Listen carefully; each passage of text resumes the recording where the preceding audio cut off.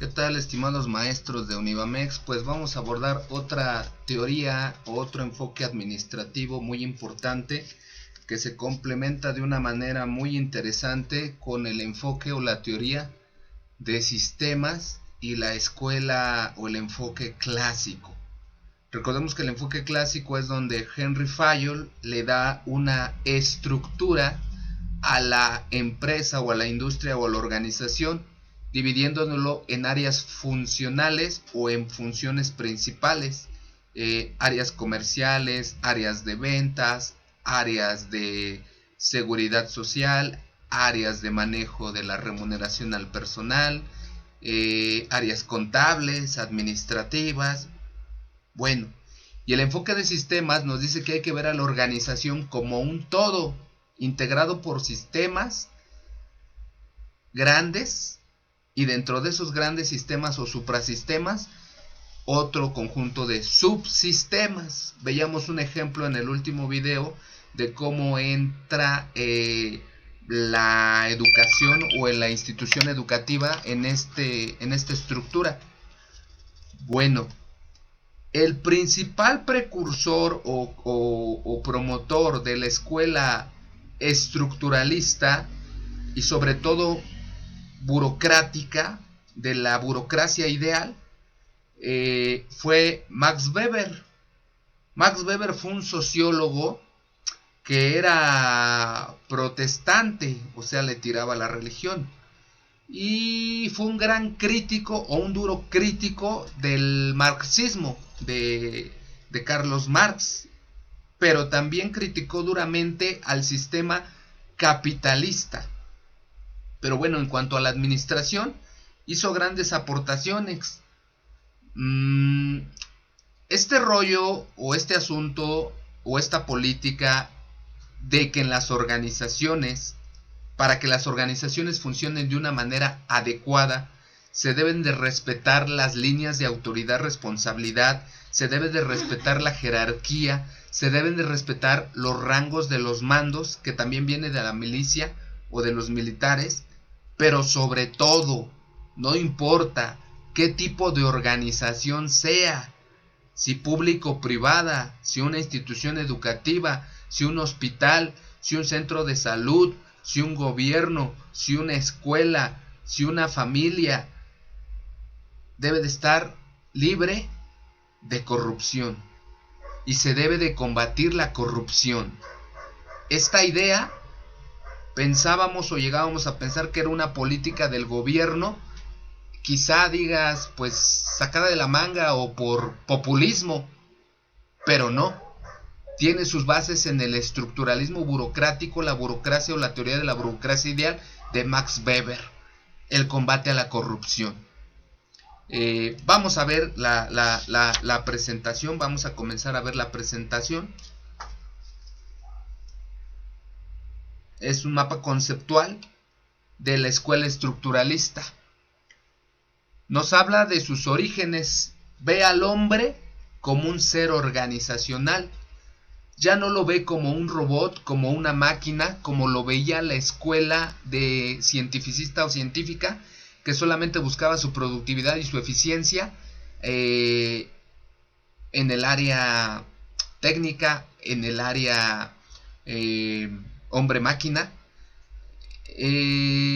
Es gracias a la escuela estructuralista, que es una evolución de la escuela neumano-relacionista, que se le empieza a dar mayor importancia al comportamiento humano en las organizaciones.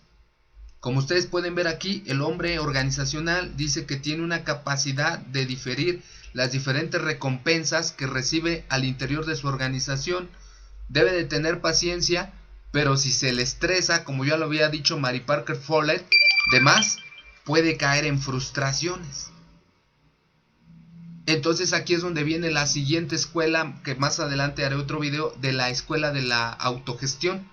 Tener la capacidad de autogestionarse para lograr los objetivos y las metas establecidas por nuestra organización, respetando las normas, las reglas y los rangos jerárquicos. El permanente deseo del hombre de autorrealizarse o de realizarse al interior de la organización. Ahí lo podemos relacionar con la escuela de relaciones humanas, retomando al psicólogo Abraham Maslow con su pirámide jerárquica de las necesidades, que ya la habíamos comentado. También haré otro video más a fondo sobre esta escuela. Y sobre todo, el hombre dentro de las organizaciones tiene que tener cierta flexibilidad ante el entorno o ante el ambiente externo. La contingencia que estamos pasando en este momento por el coronavirus es el mejor ejemplo que podría darles. ¿Por qué? Porque debido a la contingencia que estamos pasando, de no tener que arriesgarnos a estar en reuniones multitudinarias, porque hasta por un saludo de mano, por un roce, por un estornudo, por hablar y mediante mi habla yo transmitir la saliva probablemente contagiada a la otra persona, entonces no podemos estar en eventos multitudinarios ni en lugares concurridos. Entonces, aquí la organización está siendo flexible. Llámese un centro educativo, llámese una empresa privada. Pero bueno, los que ahorita se están rifando y los que ahorita van a estar en la línea de fuego, por así decirlo, pues son los militares, es la Guardia Nacional, es la policía que nos tiene que brindar seguridad, son los centros de salud.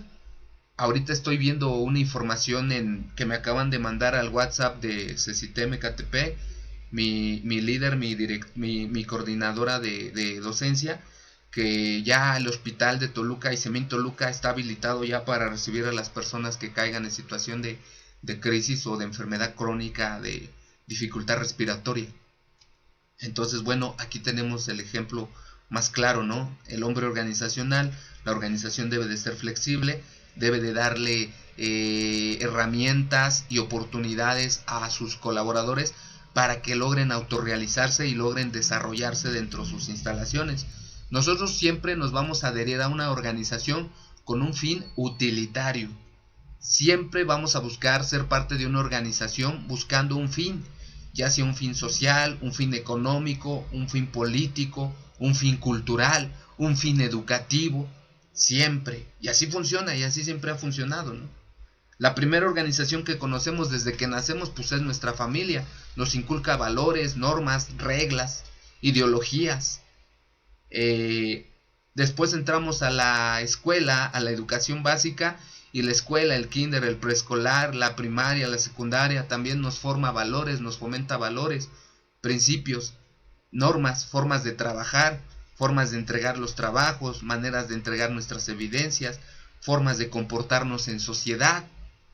Que digo, el tejido social y esos valores pues últimamente en las últimas generaciones pues se han perdido mucho o se han tergiversado o transgredido bastante, ¿no? Pero bueno, ese es otro tema. Al adherirnos a una organización económica, llámese empresa, nos adherimos con un fin de obtener un sueldo, un salario, una remuneración económica para poder satisfacer nuestras necesidades básicas. Ahí entraría ya el vínculo a la teoría de las relaciones humanas y a la pirámide de las necesidades del buen Maslow, ¿no? Luego vemos aquí que en el análisis organizacional también nos decía que hay una tipología de organizaciones. Ralph Dahrendorf, Amitai y Etzioni hacen un análisis de los tipos de organizaciones y cuál es la función de las diferentes organizaciones. El individuo se adhiere a una organización por obtener recompensas materiales o sociales. Hay diferentes enfoques de las organizaciones, hay diferentes niveles de organizaciones, hay diferentes modelos racionales de organizaciones, hay diferentes tipologías de las organizaciones. Bueno, el origen estructuralista es una oposición surgida entre la teoría tradicional y la teoría de las relaciones humanas. Es una necesidad de considerar a la organización como un todo, como una unidad social grande y compleja donde interactúan muchos grupos sociales que comparten los objetivos de la organización. La teoría estructuralista se concentra en el estudio de el hombre organizacional y sus características. El hombre y las organizaciones deben de ser, para lograr metas y resultados, deben de ser tolerantes, deben de ser flexibles, pero también deben de seguir normas y respetar las jerarquías de autoridad-responsabilidad. Deben de ser pacientes frente a frustraciones, por eso una de las principales competencias laborales es saber trabajar bajo presión, dar resultados bajo presión. Pero paradójicamente ahorita con la nueva reforma laboral en puerta, con la nueva iniciativa que les comentaba yo la otra vez de la Secretaría de Trabajo y Previsión Social, de la norma 035, las empresas y organizaciones, instituciones sociales que tengan grupos de trabajo, que tengan que lograr metas, deben de hacer lo posible por estresar lo menos que se pueda a sus trabajadores. Digo, se escucha muy bonito, pero la realidad es otra. Por ejemplo, ahorita todos estamos estresados, todos estamos en plataformas trabajando, todos estamos calificando a nuestros alumnos se desesperan porque no les abren las plataformas, está fallando el sistema de información, están fallando las tecnologías, está fallando el sistema educativo, puede colapsar, está teniendo problemas. Pero pues eso es otra de las características de las organizaciones, compañeros, el conflicto. Y el conflicto se debe de mediar y se debe de resolver de alguna manera. Deben de ser flexibles, deben de ser pacientes frente a frustraciones, deben de tener la capacidad de diferir recompensas y sobre todo deben de tener el deseo de la autorrealización o de la realización. Análisis de las organizaciones. La organización formal e informal. Esta es la principal clasificación de las organizaciones. Una organización formal va a obedecer a un rango jerárquico, a una estructura formal, a un nivel de autoridad, responsabilidad, va a tener un reconocimiento por parte de la sociedad, como es un gobierno, como es un partido político, como es un instituto electoral, como es un tribunal de justicia, como puede ser una secretaría de educación, etc. Y las organizaciones informales, hay cierta comunicación informal dentro de ellas, porque también hay una comunicación formal e informal, la que se da por medio de formatos, de documentos, de memorándums, de pedimentos, que bueno, hoy en día en la nueva sociedad de las tecnologías y de la comunicación y la información y el conocimiento, pues se ha sustituido por WhatsApp, por correos, se ha sustituido por las diferentes formas de comunicación que manejamos.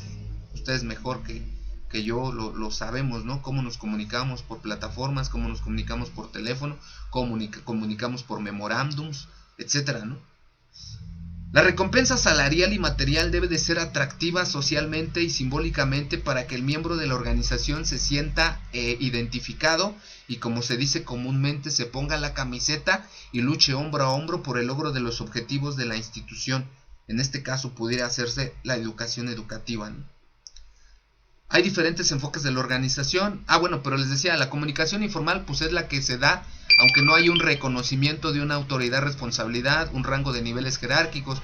Por ejemplo, la que se da en un club deportivo, en un club de amigos, en un club de juegos de ajedrez, en un equipo de fútbol. Hay una comunicación informal de alguna manera. Les voy a recomendar ver una película que se llama Fábrica de Locuras o se llama Gung-Ho, porque esta también nos va a ayudar cuando veamos la escuela de la calidad total, que es algo bien cañón sustituir la calidad total por la excelencia en la educación de México, ¿no? Ya lo comentábamos también. Entonces los diversos niveles jerárquicos de la organización son importantes, la diversidad es importante y sobre todo la comunicación intraorganizacional e interorganizacional. Aquí tenemos las características de la organización formal e informal. En la organización formal hay un esquema de división de trabajo y el poder de control, normas y reglamentos, control de calidad, etc. Control de procesos, de sistemas, etc. En la organización informal hay relaciones sociales que se desarrollan entre el personal. Las recompensas materiales y sociales, es tan grande el significado de estas recompensas que de ellas depende el nivel de interacción social entre los miembros de la organización. Para que las recompensas sociales sean eficientes, quien las recibe debe de estar identificado con la organización, lo que les comentaba. Diferentes tipos y esquemas de organización. Bueno, así rápidamente. Hay organizaciones utilitarias que las utilizamos con un fin. Hay organizaciones sociales que tienen un fin cultural, deportivo, un fin de bienestar social, de apoyo a la comunidad. Hay organizaciones jurídicas que tienen un fin de hacer cumplir la ley, como la Secretaría de Seguridad Pública, como el Supremo Tribunal de Justicia. Hay organizaciones que son coercitivas también, que te obligan a cumplir la ley, como por ejemplo el sistema de administración tributaria en cuanto a tocante al pago de impuestos, ¿no? Por ejemplo, ahorita ya está habiendo empresas que están pidiendo condonación de impuestos por